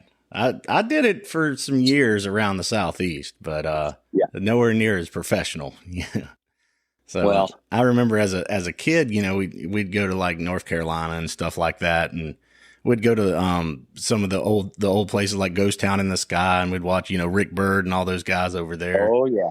And that's where I kind of fell in love with it. Growing up, you know, my family wasn't really deep into it. And a friend of mine, his babysitter was Muskogee Creek, and she took me to a powwow and set me down at a drum. She grabbed me by the arm and set me down at a powwow drum. And really? Yeah. So she set me down to that drum and Just because I'm talking to you and I've got you here, within earshot. But the reality is some people are just born with that innate ability to catch on to these sort of things. And then it's something that some people have it or you don't. And that's why you see singers or even drum groups that, they always sing the wrong way. And you know exactly what I mean by that. mm-hmm. And then there's singers that sing the right way. And I don't care if they're native, white, black, there's just people that have that innate ability to pick things up. And you're one of those people. I remember when we first met, you would come to powwows with us in Florida, wherever, and I was like, wow, that's pretty, because the first thing as Native people we do is, hey, that guy seems pretty good for a white guy or for a black guy or for an Asian, you know what I mean? Right. But some people just, they have that ability, and you have it, Yeah, and I just always enjoyed being able to do it the best way I can, the way that I've been taught, and being around a couple of cool old the old heads, some of our elders and stuff. They taught me pretty good, so that was kind of the bug, I couldn't. You were at like Dothan some years ago, and then I got the courage to come up there and ask, and I was like, hey, can I sit with you? Yeah, you were there. Yeah, some years back. I'll be darned. Yeah. So it was really cool, and then from then on we kind of hooked up and did some stuff. It was fun. Wow. Small world, man. Small world. I didn't even remember that. That's crazy. You brought it up. And I remember going to Dothan. It was kind of like a Coliseum, like a smaller Coliseum. I remember that. Yeah. Yeah. It was it was really cool hanging, and doing whatever. So hopefully I'll get back to all that, I hope so, because truthfully, financially, it's just not feasible. And I'm not going to ask these small committees for because we go to powwows now in Canada or California, we get 12,000, 14,000. We're at that level. But Right. a lot of these ones in Florida and a lot of the East Coast just couldn't do it, because by the time I flew myself and my wife out there, we weren't making any money. So Right. I had to give it to the local guys. Plus, we had a good run. We were going to those FIHA ones for how long, Yeah. So the only one I've kept is Mount Dora, which, by the way, we'll be going there to Mount Dora the last weekend in February, first weekend in March. So hopefully, fingers crossed, I get to see you there. Oh yeah. And all the listeners, y'all come on out to Mount Dora and check us out. Yeah, That'd that's be really just cool. north. That's just north, about 35 minutes, 40 minutes north of Orlando. Oh yeah. That's gonna be a good time. Yeah. So yeah, as far as what we talked about earlier, what my wife was saying, in the indigenous cultures and the missing and the native women that are going through so many struggles throughout North America as being an epidemic, I wanted to share some of that, especially you've been on the road and you've been doing so many things. What are your personal takes on that as far as your experiences and the people that you've been around? The validity of those claims, as far as us having because it really is astronomically high, the number of women that come up missing or murdered. But what I tell these people is, you have to understand that it goes by the number of people. I mean, as far as a race of people, we don't number very high in the thousands, you know what I mean, or even in the millions. So the reason why it's such an issue is because Native Americans, as a race of people, were the 3% of the population, American population. So it's kind of high for how many people we have, how many actual physical tribal people we have. Of course, there are more white ones, there are more black ones, more Hispanic, but I mean, in Indian country, not only in the United States, but in Canada, a lot of people don't know this. Mm-hmm. But I'm going to share with you and the listeners something that not a lot of people know. And the reason why it's such a personal thing for me is because my own sister in 1987 was murdered. My only sister. I only had one. I'm an only child because of it. She was, murdered, and in a very, very brutal way. I mean, I'm talking sexually assaulted and then shot 6 times. Wow. Well, she was shot 6 times first and then sexually assaulted. I mean, this guy was an animal, Oh wow. And then she tried to escape him. They were at a bar together, and she tried to escape him, and she ran. This was like 2 or 3 in the morning, and we lived out in the country. So they saw her running down the street with half naked. I mean, scantily clad. Her clothes were ripped from her, and she was trying to escape. So she had two ways to get to safety. Either up this road, 4 houses up this road she would have got to my house, or one house down this other road, the road forked. So she opted to go one house down this road to an abandoned house where she knew that my uncle, my father's full-blooded brother, and his son, they were both homeless, were sleeping at. They were staying there for days. Oh my goodness. Yeah, so she got there remembering that he was there. Not only did this guy shoot and kill her, but when my uncle came out to see what was going on, he shot and killed my uncle, my father's brother. So 2 of them perished. My cousin Eddie's my uncle. Eddie's son Raul, he was the one that was able to identify the killer, and the next day the dude was arrested. But to make a long story short, when the MMIW movement became a thing, and they asked me if I wanted to compose a national MMIW song to use in the movie Fancy Dance, and would I also participate in the movie? Of course, I said yes. Right. Absolutely, I said yes. And so I started sharing that story recently, and the reason why, and it's public knowledge. I mean, it made the news, but I just, for some reason, I didn't want to, the whole "woe was me" thing. I didn't want people to feel sorry for me. So believe it or not, I never shared that story except with the producers of the movie. And then now that I'm telling a few podcasters, because it's really, every time I talk about it, I honestly cry. So I try not to really talk about it too much. But yeah, I experienced it firsthand. Wow, Al. It's almost like the same side that Lindsay gives me. My wife, she tells all these stories, and it's really heartbreaking of how much true crime goes on everywhere. And for it to be that personal to you, wow, thank you for sharing that. Yeah. Well, don't mention it. And that's why, again, that's why that's another reason why I took a lot of these powwows in Florida, even though they didn't pay very much. Cause as you know, my mother lives in Orlando. She still does. And so that was my mother's only daughter. So I'm her only child now, so I try to spend as much time with her. And of course she's still very, very, fiercely independent.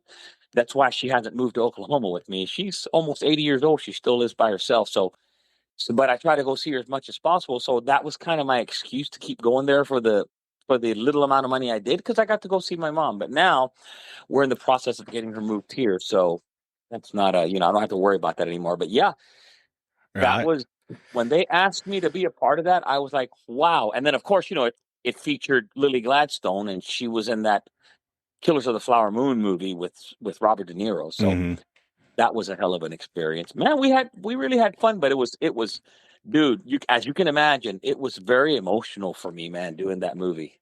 Yeah. And, I watched a little bit of that, and I watched some of the Echo stuff too. And it's amazing how much talent that they can gather up and put into these, and they do it in a good way. And, it's worth the story. It's worth putting it out globally, this information, and check out all the movies and everything, that you can follow, everybody that's listening, and really focus on spreading the news of, Indigenous people that have been taken, and just the crime that's getting overlooked. Cause as we talked about with Emily Pike, that wouldn't have been discovered if it wasn't for another missing person too. So there's a lot of stuff that kind of gets hidden under the rug, That's crazy.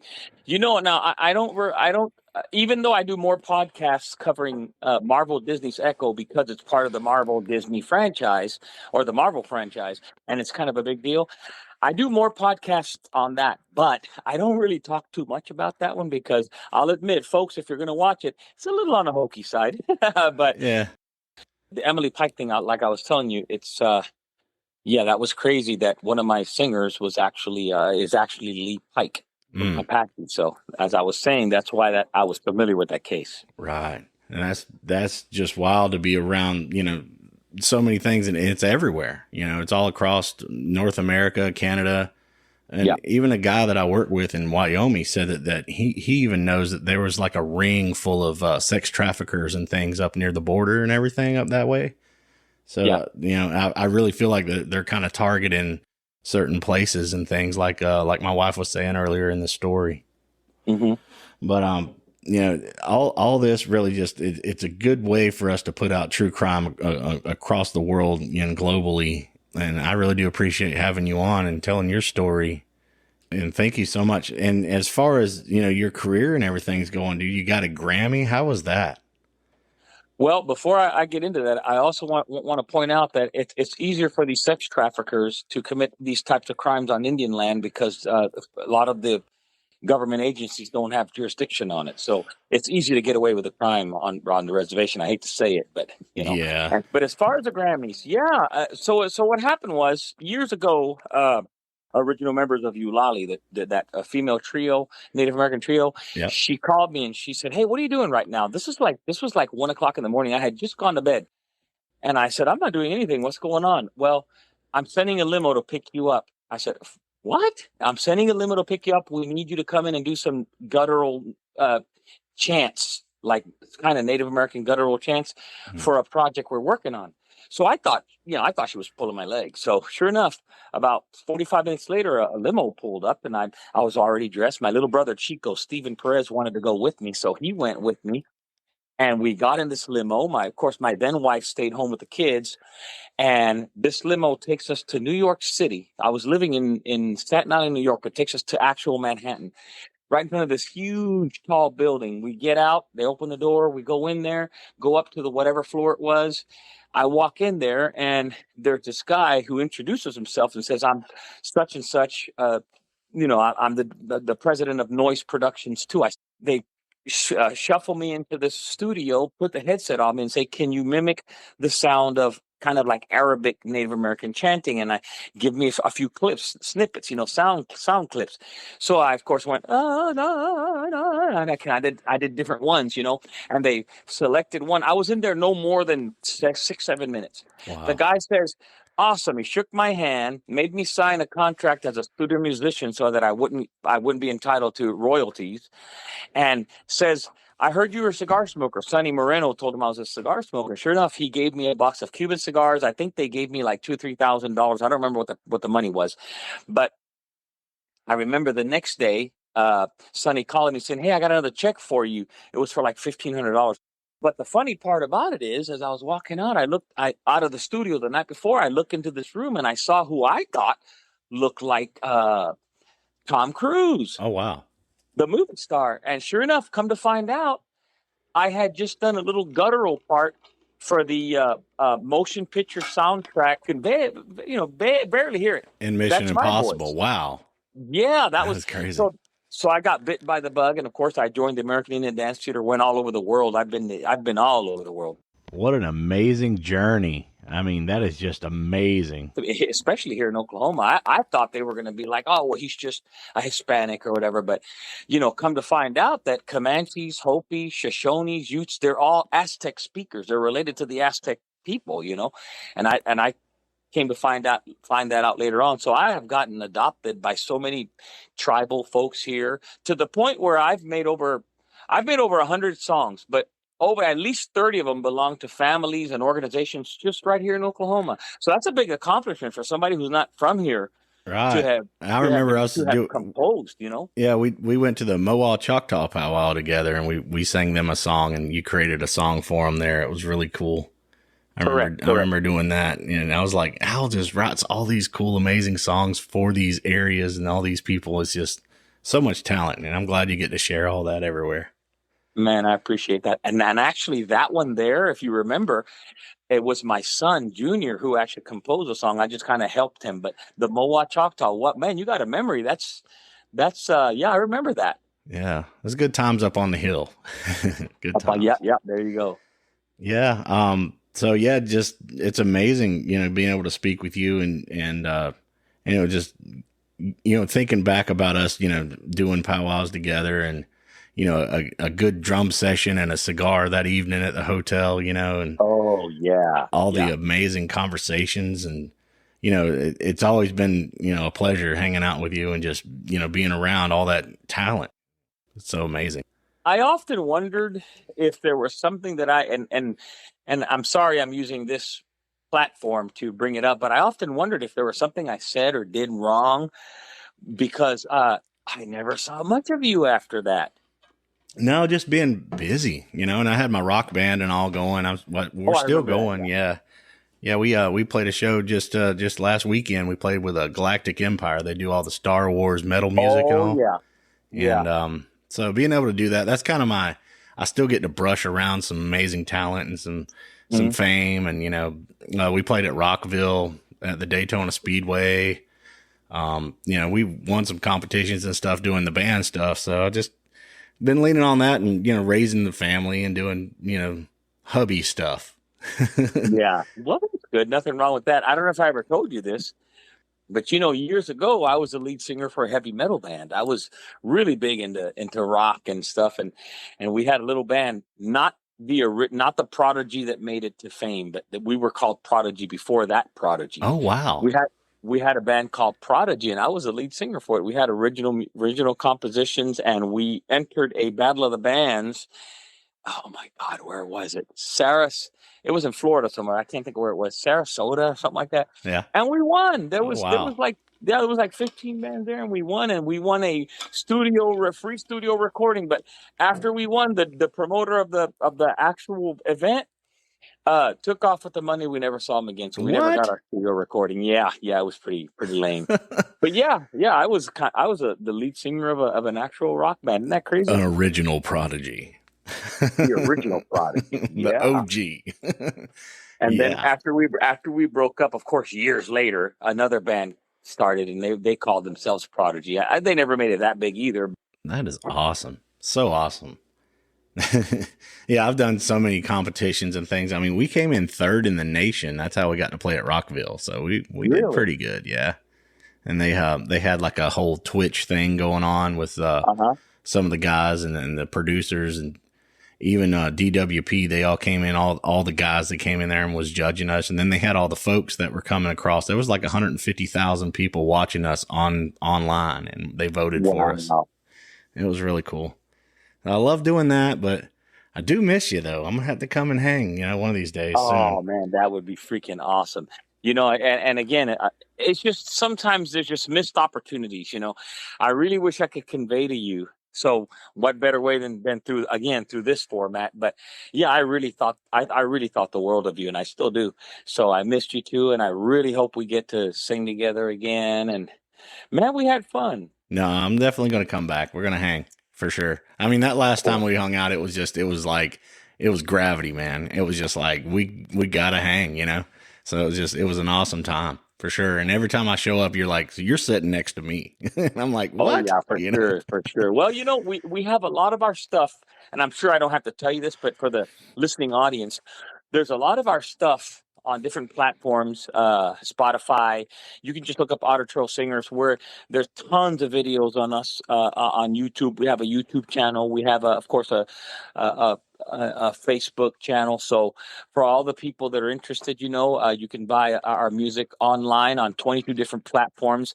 But for you particularly, there's a lot of our stuff that we put out there, you know, just so you can familiarize yourself with the newer songs. But yeah, that's going to be really, really awesome to hopefully see you in March. Yes. Yeah, for sure. And I remember when you were getting ready you were going to go host at Gathering of Nations, and you sent me it was like 30 songs. You're like, hey, I want to come. You remember that? Yeah, you're like, hey, I want you to come to Oklahoma and record this album with me. And I was like, dude, I want to get to Oklahoma. I'm busy. But yeah. I mean, I listened to all of them. I learned them all, and I was like, dude, I want to go do this. It would be a dream of mine to be able to do it, but you know, unfortunately, I wasn't able to. So, well, you know, sometimes duty calls. You know, whether it's the military or family life. I know how it is, or a regular what we call a shoot job. You know, yeah. But you know, it's never too late. We still got it in us. So yeah, got to get it out, right? Yeah, yes, sir. Yes, sir. Well, thank you so much for sharing with us. I wanted to play an Otter Trail song. So you're the lead singer of this amazing Southern powwow group, and I want to share it to the world. You know, back in the day, there was a Cherokee powwow and 4th of July powwow, and you were singing this double lead song. Mm-hmm. And you told me it was like a Delaware Nanaco song. Is that right? It was yep, Nanacote, Lenai Lenape, which they're the Delaware people. They're the original Delaware tribe because the Delaware people came from that area, Delaware, South Jersey, that area. But yeah, I remember the song vividly. Yeah. Yeah, and I came up and I was like, "Hey Al, can you tell me about this song?" And you were like, "It's TAH Tahat Ska Weekday Yeah. Me." Yeah. And you told me that, and I've been hanging on to that. And I sing it, because I had my own powwow group and everything, and I was a lead singer and all. And we would sing this song, and I'd be like, Al Santos said I could sing this song. Yeah, And I used to love jamming it. That's an amazing song. But I'm gonna tell you a funny story about that song real quick, if you don't mind. I want to interject. So that song given to me by members of the Nanticoke, Lenape, Delaware people, Uri Ridgway, Will Mosley, which by the way they're also the originators, the founding members of Otter Trail. When we first started, people don't know that it was started in the New Jersey, New York area. So they taught me that word. It was another guy named Matt Harmon. It was several of them, Harry J. Gould. So they taught me those words, and of course, I'm pretty sure we're close in the pronunciation of it, like you just said it. But yeah, that song became very, very popular to the point where it made me sick of hearing that song and people requesting it. So we didn't sing that song. Listen to this. We didn't sing that song or haven't sung that song. We were at Mohegan Powwow in Connecticut, and the people were coming over there. There was other drum groups there, and we heard a drum group sing it. Oh, and wow. people were like, yeah. And then this guy from Oklahoma, straight dancer, Osage, said, that's one of my favorite songs, and I know you made it, didn't you? I said, holy smokes. So now, recently, like in the past few months, people have been asking for that song, and we kind of brought it back. Funny you should mention that song. Yeah, and it hit hard in the Southeast because I was singing it, bro. I was singing it so much. I was just like, that's our jam, I love that you composed such an amazing song. Now, that doesn't have to be like the featured song for this podcast, but I just wanted to bring up just a song that you and I had shared, in conversation. Hey, I don't mind it being the featured song because, we all have to realize our humble beginnings. Every time I heard that song somewhere in the United States, specifically the East Coast, as a matter of fact, Wilson Roberts, who took me for a son, he's an old Choctaw elder. He told me one time, matter of fact, in Florida, we were in Seminole, Florida, when they used to have it at the rodeo arena. He said to me, "Hey, me and your mom Sharon were in Germany because I guess they have powwows in Germany. There's hobbyists out there that have powwows in Germany." Yes, I've heard about them. Yes. Yeah, he said he was over there, and him and his wife and his kids, who call me brother, they heard this drum group singing that song. So they went over there and told them, "Hey, that's my son. My son composed that song." And boy, they thought you would have thought they seen Jesus, because they were like, "Wow, tell him we really love that song." Long story short, I went there a few years later. When I say a few years, I'm talking 8, 9, 10 years later. Not only did I hear that song, several drum groups, were singing Otter Trail songs. And when the MC found out who I was and he introduced me, I guess in German, you would have thought Elvis walked into the building. Those people were all over me. I was like really shocked. But yeah, that's one of those songs that everybody just made it everywhere, I knew it was going to be a hit, and down here in the South, I've always sang it. And thank you for just having that conversation with me. That was probably 20 years ago back then. So, wow, back in the day. But yeah, we're gonna just ease it on, man. I'm gonna play your song and share all this information globally. And I just thank you so much for your story. Thank you for being here. Yeah, it's just it's a good way for us to have a great conversation, and it's going to get me back to powwow again, I think.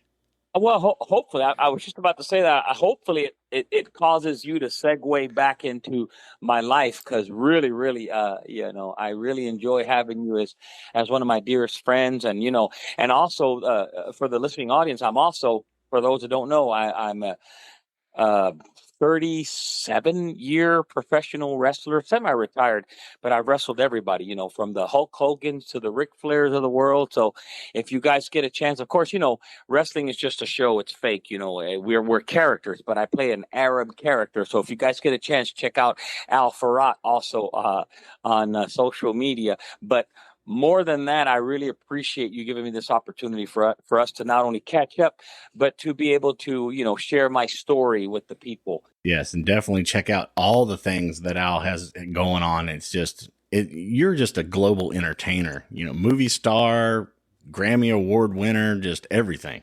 I appreciate that. Yeah. I don't consider myself that big a deal because I've always, been taught that, just be humble about the things that you do, be appreciative, give back, and God will always bless you. And I feel like he's blessed me tenfold, so thank you for those words though. Yes. Thank you so much. Thank you for all the, just Native American, you're like a living legend historian to me. So, thank you, man. I know how much you put into all that and just learning different cultures and around the nation too. You put a lot of research into everything and being able to share that in a good way. It's amazing. So, yeah, all the listeners, check out Al Santos, check out Otter Trail, his professional wrestling stuff. Check everything out and support. That's what we're here to do. And Al has some amazing music, and I want to plug his music in here. Well, thank you very much. And to all the listeners, God bless each and every single one of you. And if it wasn't for you guys supporting us artists, we would be no one. We wouldn't be where we're at. So thank you for all the amazing support. I really appreciate it. And I hope you are, unsurmountably blessed in your life, Jesse. Thank you for your friendship. Yes. Thank you so much, Al. All right. Thanks. Later. So without further ado, this is Otter Trail with their theme song, and it's amazing. You guys are going to love it. Check all the stuff out and share it, and that's what we're here to do.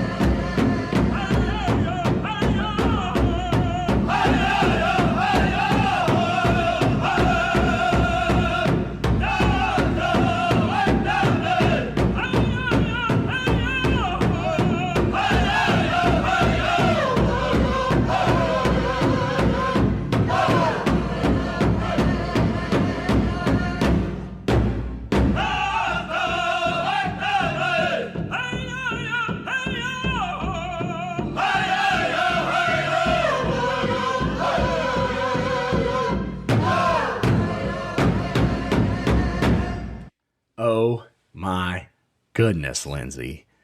So many crazy stories, so much historic Native American, historic things that, Grammy Award winning, just amazing human, amazing. I can't believe we had him on. You know, it's just. And like, I've so been awesome. around Al 3 times. So 2, the Moa Choctaw powwow, and then 1, the Orlando one. Yeah. So it was November in Orlando, and it was 92 degrees. I just want to put that out there. One day, and then one day it was raining, and we were like inside. And we were walking around. So it was at the fairgrounds. So there's a flea market, and we were walking around, and I had packed for cooler weather because for some reason I decided not to look at Google. Birthday at. Yes. Yeah. Okay. And I had on a flannel and jeans and some boots, and I was sweating my ass off. But Al and Monsignor were walking around with us. He's another Native American singer. And he's from, what tribe is he? What did you call him?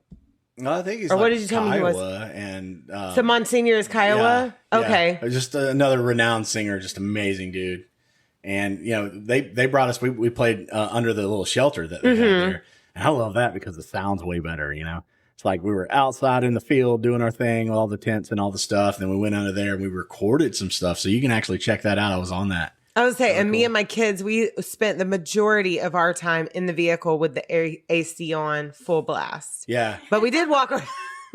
We did. It was so hot, and we were not prepared for this heat. Oh, and we walked around the flea market with him. Yeah, That I was was gonna say really we walked fun. around the flea market with him, and we were sweaty looking at from that. stuff. And then he went to go drum. It was like rain or something too, though, that pushed us away from the regular powwow area under the Yeah, it shelter. finally rained in the evening. Flooded it out, and we moved in. And we're so like, we we're had gonna to keep go rocking. into, we did our it thing was out just there. hot. It was a Yeah. hot November. I don't like hot Novembers. It's unnatural. Yeah.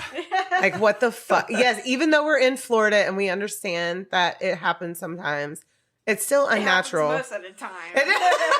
It was really cool But because in I the was 90s for November is not normal. healthy. No. I think the year before that, I was lead singer for the host drum on that one. The year Well, before Silas that was one. still. And then Otter Trail moved in and started doing their Yeah. thing. which So I love Otter that, Trail too. is Al's drum group. Drum group, yeah. And that's who Jesse was guest playing with for the Moa Choctaw powwows and this Orlando. Yeah. Just called me up and be like, "Hey, bro, can we come What powwow was that? What was it called? That The was one it. in Orlando.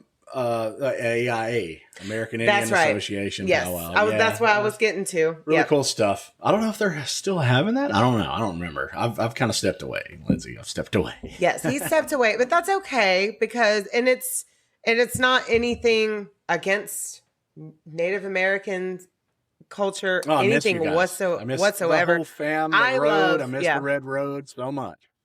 It's just, it's a life. Life happens sometimes. And but we'll be back. Yeah. Yes. You know, raising kids and doing things and Raising kids, doing life. our things, Yeah. we're doing our things. And I like to rock out too. So that kind of came into play a lot. My band's doing really well. So we're doing the things. It's a hobby, but at the same time, we're having fun. And there's only so many hours in the week of days and hours. Yes. Yeah. And We're in going the to year. restructure eventually and we're going to come back out. So come and hang, maybe do some dancing, some singing for sure. And it's just fun stuff. Yeah. So thank you everyone for being on this podcast. It's amazing. Thanks for having us. So much. Awesome. Thank you. Yes. Listen, I just want to say one more time that I am completely shocked that y'all are still sitting here looking at me right now. This is a very good I surprise. know Aaron's your bestie. Yeah. But these are my besties too. Yes. Mine too. Jesse has inherited besties through me. Yes. We put ourselves around so many different people and I love them all. So many Yes. different people. I love it. And that's what you got to do. You got to be diverse. You got to be accepted. You got to just accept everybody around you, no matter who they are and all them. And I love the diversity and everyone that you have around in your life, Lindsay. And I love it. And I love all them. I love all y'all. Love it. And it was so Aaron great. and I bonded years ago over our love of System of a Down, and it just blossomed into this wonderful many year now friendship. Almost 2 decades. Yes. Literally, it don't even make any sense. Did that make you feel a hole there? Well, and also, it doesn't stop at System of a Down. Like, so when Aaron, you were 19 and I was 26 and I was going to Gainesville for the day and you were going to meet Maynard at it was a liquor store in Jacksonville. It was a total wine. It was when he was launching his wine brand. Oh. And Aaron was like, "Hey, are you coming this way? Because I can't get in because I'm only 19." And I was like, "Oh my Look God." at Because I you. was hanging out with Goni that day and we were going to Gainesville to another one of our friends' This is a recording pre-Gen Z session. story. This is the pre-Gen Z Way story. pre-Gen Z. Yeah, this was like 4 or 5 years before I met you. So I didn't realize I had to buy a bottle of wine in order for him to like sign it or whatever. So she was going to meet Maynard I James just wanted, like, a Keaton. picture Yes. or something, but I didn't realize you had to buy a bottle of wine, and so I was sitting outside after being told I can't go in and do stuff after driving all the way out there. It's like, fuck, who do I know that's over 21? And she messaged me when I was literally almost in Gainesville going to another friend of ours. I was with my guy best friend, Josh Marangoni, who we call Goni. I was going to another friend of ours recording session. He was a rapper. And I was on the way to his recording session and I was like, I was passenger princess that day, so I couldn't turn around and drive to Jacksonville You couldn't make it? to go hang out with Aaron and meet Maynard James Keenan. And the timing wouldn't have made sense anyway. No. I think he was only there for like a couple of hours. Couple of You hours. would have never right. made it He anyhow. wouldn't have made it. Oh. Oh man, I was so bummed. I was like, stupid age. Lindsay, I didn't give you this, and I wanted to do that after that story. Wow. I'm sorry, but you did a great job, Lindsay, and you didn't Thank show you. up for your bestie. Yeah, I did. I tried. Listen, if I had been the driver, if I had been the driver that day, I would have turned around right there on 75. Don't you love how long Been that like, was? okay, I'm going back down to I-10 and going to Aaron. But I wasn't the driver that day. But God, so how old are you now? But were you the passenger? You're in your. I'm almost 37. Okay, she's almost 37. This was when she was 19. Lindsay's over there saying, "I'm your passenger." So I have known Erin since she was 19 years old, and she is now 37, and I am 43. So Ooh. we have known each other a very long time. Florence and the Machine came into the restaurant that I still work at, that Erin worked at with me. And it was the Machine minus Florence, but Yeah, Florence wasn't in. It was like the end of the night. We saw Yeah. us pull up, and we're like, because as a server, it's like you're close to closing, and everyone's just wanting to get home and everything like that. And then this group walks in off the bus. I'm like, well, that's not a tour group or like a tourist group, or someone just passing through through Orlando or some crazy stuff. And I was out sweeping the floors, and I was like, those are British people, just like, and I was huge into Florence and the Machine. yeah, you got me into them. A few months prior, I tried to buy tickets to their Orlando show at the Hard Rock, but it was sold out. And so I was super bummed about that. I knew they were playing like 2 nights later or the next night or whatever. And so I was like, I wonder. And one of the guys was wearing a Florence and the Machine hoodie. And I was like, She came running to me. She was like, Lindsay, I think the Machine is here. The Machine. And I was like, what? Go talk to. I was shift leading that night. And you were a closing server, and tell the rest. Because it was so Ashley cool. was on the same Yep. shift. And so she went out there. She was like, hey, I have a friend back here. She's freaking out because she thinks you're Florence and the Machine. And they're like, oh, yeah, we are. And so I was like, let's go. So I go out and I just, express to them just like, I love your music. I tried to get tickets to your show tomorrow in Orlando, but couldn't, whatever.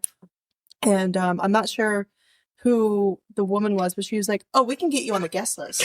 And I was like, That was such a magical night for you. oh, girl. So you were sick the next day. You couldn't come to work. I told them that I would quit my other job because I had She had 2 jobs at that time. I Yeah. had 2 jobs. I had to shift at Lowe's, and I was like, well, I can just quit my other job. And they're like, no, don't do that. I'm like, I will. She did not give a fuck. So yeah, they signed a menu for me, which I still have, and they put me on the guest list for their sold out show in Orlando. And Ashley couldn't go, so one of my besties, Eden, went with me. So The one who's now in Pittsburgh. Yes. And so she and I went and saw Florence in the Machine. Oh, God.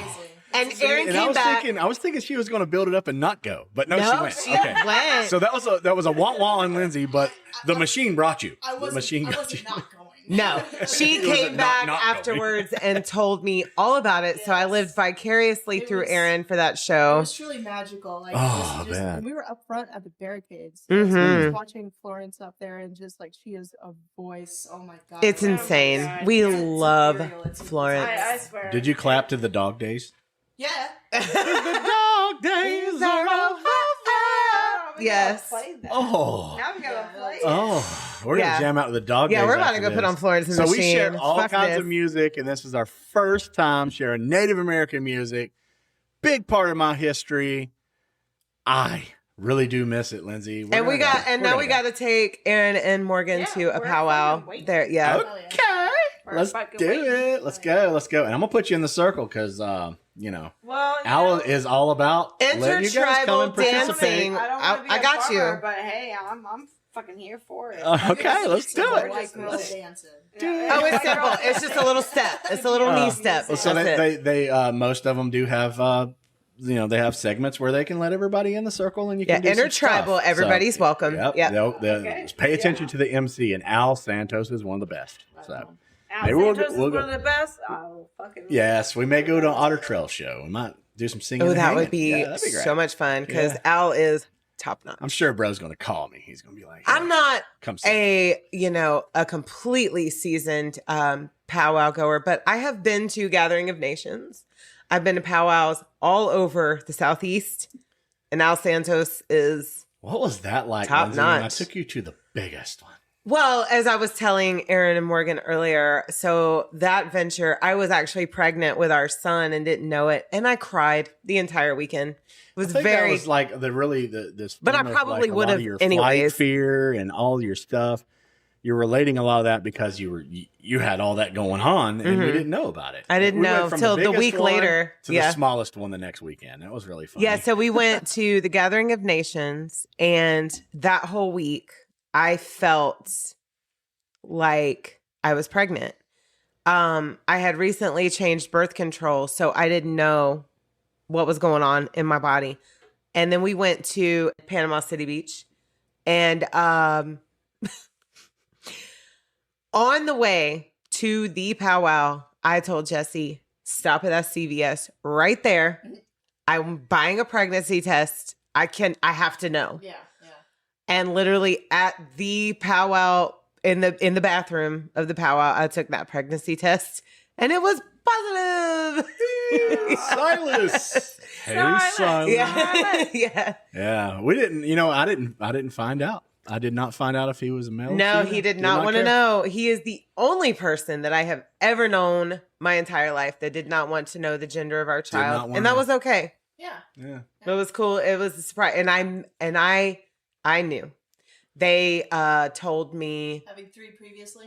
Well, and they told She wasn't me. supposed to know, but they kind of showed it to her. Well, so when I went, so I told my doctor, like my actual OBGYN, that I did not want to know the sex of the baby when he sent me to another department for an imaging sonogram to make sure our kid was completely healthy. They didn't know. And when they handed me the sonogram, it said male on it. Ugh. But guess who I did not tell? And I kept a secret from everybody. And I put that sonogram away, put it out of my head, because he wanted to be surprised, and I honored that for him. Thank you, Lindsay. You're welcome. And that's the love that you portray upon your children once you embrace all of that glory of recreating something in life, as humans. And you're like, I want to give them the best. And that's what a lot of this really all boils down to. Give everybody the best you can. And I really hate the Well, I was gonna unfortunate say- events. I really hate it. I really hate that this story exists. exactly. Times 10,000, And there's there's a million more. a million I more. mean, yeah. So that's your whole thing. That's the whole thing. We're going to put it out there in the world, share it to everybody. Yes, you've got Check the out numbers. Share all the Emily's stuff. case. Share it. as much as you can. Share this information to everyone. Let it get global. And check out Al Santos and the Otter Justice Trail. for Check Emily out them. Pike. All the amazing things and entertainment. The pro wrestling thing that he's doing. Come on our socials. You'll get to see Morgan and Aaron over here. And because we got pictures and we got so much stuff to share. Oh shit, there's pictures. We're going to do so many things. Check out all the socials, right? DrinkaboutSomething.site on YouTube, on Lindsay's. She's got everything. We got it all. We got So Instagram. Jesse Sambaugh, Lindsay Sambaugh, Yes. Drink About Something on Instagram. All And then, the of course, things. like you said, drinkaboutSomething.site. You can find our podcast socials on there. Yes. And links. We have merch too. We have merch on Spreadshirt, right? Yes. Yes. Merchy merch. And I just want to say really quick before we sign off that Erin is wearing a Last Podcast on the Left t-shirt. And Inspirational. she is the one that turned me onto them, and I love them. We're big fans. Yeah. We love you guys. We love Last Podcast on the Left. We want you to listen to us, and we want to meet you. Okay. If you have links to Last Podcast, send us to them. They don't have time for that, Lindsay. They're too busy. Whatever. Too busy. They are cool freaking dudes, okay? Yeah, thanks to all the way down to Paul Harvey. And I just found out that there's a whole crime wave cruise through their side story that was live with Sinister. Yeah. And I'm told Jesse yesterday, I'm like, oh, we want to go on that cruise. On a cruise. Yeah, I have a friend who I've bought a couple pieces of her art. She's currently on that cruise. I think she lives up in Michigan. Oh my God. I want to go. Well, there Crime you wave go. cruise Aaron, you have the work to manifesting do. for the You have future. the work to do. I know. Just send it to them. Let's send the information. Manifestation. But let's help get justice for Emily Pike and all missing Every one of and them. murdered Indigenous Every one of women them. and persons. But with that being said, we are going to go ahead and sign off for today. Yeah, Lindsay, it was really hard for me to be bubbly. It was, kiki, well, I ha-ha. told you in advance. I did let you know in advance this was going to be a rough one because sometimes we want to make it lighthearted, but this one is serious and we want to make sure that we get justice for this little baby girl. We want to share it Absolutely. all. Thank you guys so much for being part of this and share all of this to everyone. Let's make this be a huge fire across Mm-hmm. the whole globe. Absolutely. No matter where you're at, share this information. We're here. And if you need anything, we're here for you as well. In any situation, when it comes to true crime or anything, Yeah, hit us we're up. going to help you the best we can too. So hit us up, right? All We'll of share us. your story. Everyone in earshot, we're here. Everyone needs to be here. And I haven't heard that on any podcast yet. We're here for you too. Hit us up and we'll help you out too. So thank you guys so much. Thanks to all the guests. Thanks to Lindsay. Thank you so much. We'll see you guys next week. And we got a recap too. So we're going to see you guys twice a week. We love you so much. Yes. See you next week. Yeah. 1, 2, 3. Bye.